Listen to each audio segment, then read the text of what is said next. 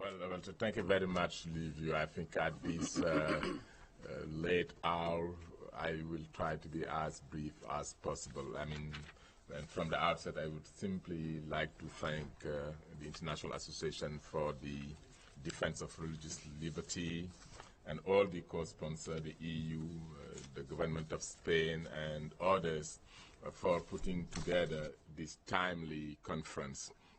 And my warm thanks to all the panelists for accepting to speak in this conference and for their most valuable contributions to the discussions. And I am so pleased with the global profile of this conference as shown through the diversity of the participants who have been coming from all parts of the world. And dear friends, at this point in the conference, the discussion, the speeches are behind us.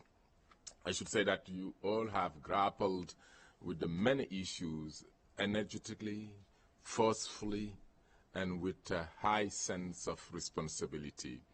And perhaps at this time, you all are tired. You certainly all, like me, are hungry to go and enjoy a well-deserved lunch.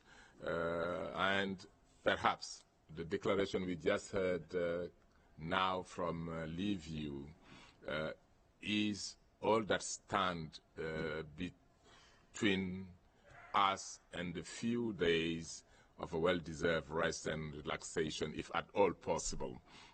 But under these circumstances, I would like nothing more to congratulating all of you for a job well done, to congratulate you for the conclusion of our global summit with such a successful outcome.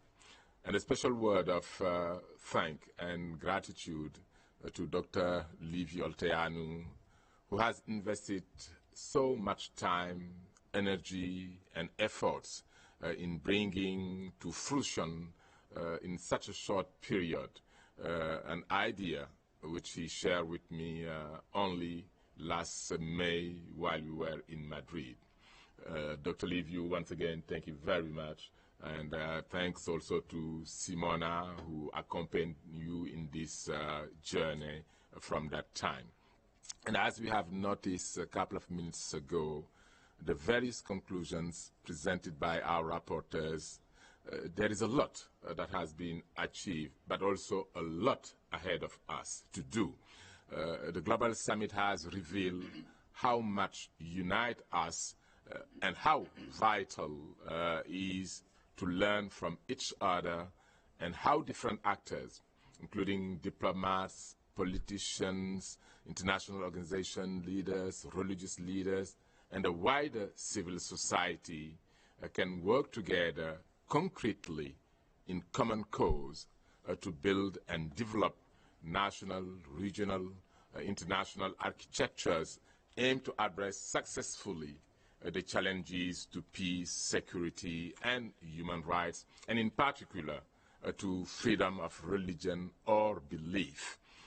These challenges, we were reminded, include atrocity, crimes, or the risk thereof in many countries, as well as terrorism and violent extremism.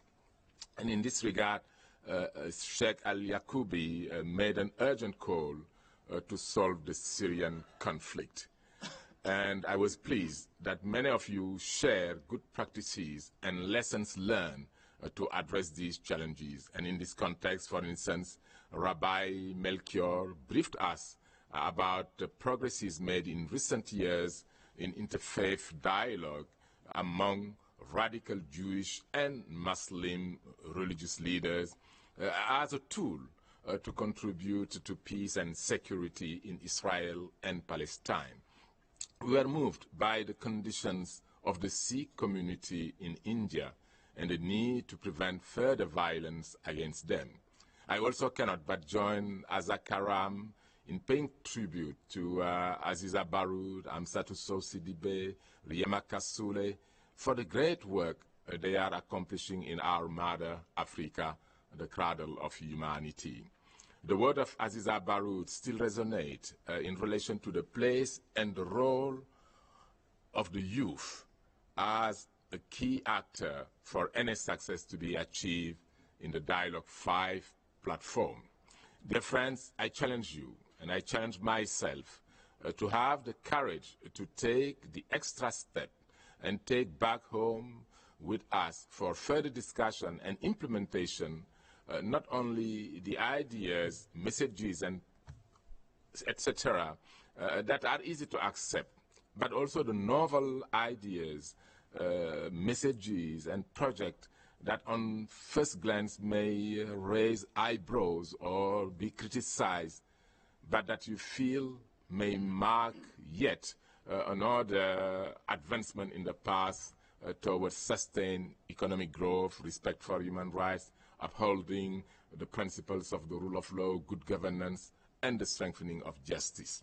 And to conclude, let me emphasize that this summit and its outcome in particular, the creation of the platform of different actors who can contribute to peace, security, and human rights, fits well within my mandate and the program my office is running on the role of religious leaders in preventing incitement to violence that could lead to atrocity crimes, by mean I which genocide, crimes against humanity, war crimes, and ethnic cleansing. Moreover, incitement is an indicator and trigger of violence, including of atrocity crimes, and is used to encourage violent extremism and terrorist action. This platform, once it has been established, will contribute to better coordination and partnership of all actors involved in sustaining peace.